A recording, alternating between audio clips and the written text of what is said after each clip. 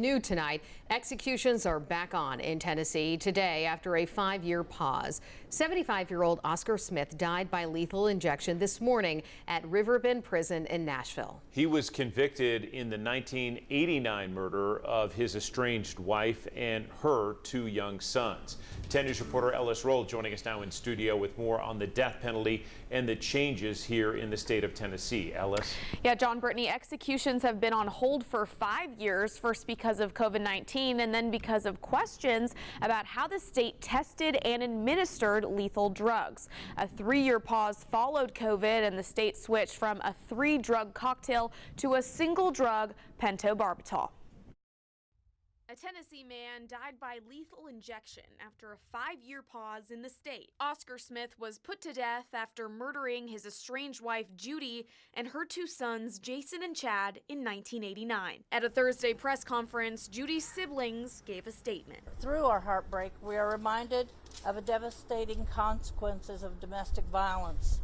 The tragedy is not only a personal loss, it's part of a much larger issue that affects countless families across our society. Smith's execution comes after pauses from COVID-19 and questions about how the state tested and administered lethal drugs.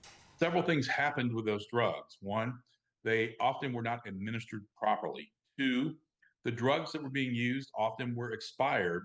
And 3, procuring new amounts of those drugs became essentially impossible because the manufacturers of those drugs said they do not want to provide those. Now inmates will receive a single drug, pentobarbital. Media witnesses to Smith's death shared what they saw.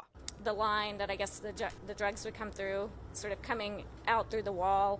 I'm not sure. I don't know exactly when they started the lethal injection. There was no obvious sign of that. That's a little hole in the wall opened and someone placed a rock outside. All of us are trying to figure out kind of what that rock meant.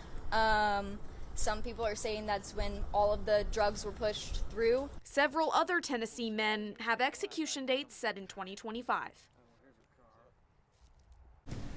Now, media witnesses also say among Oscar Franklin Smith's last words were criticisms of Governor Bill Lee and the legal system. Smith's attorney also spoke at the press conference, and she says Smith will be remembered for his kindness and love of woodworking. She says he won't receive an autopsy because of his religious beliefs.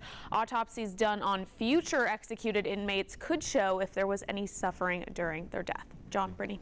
All right, Ellis, thank you so much.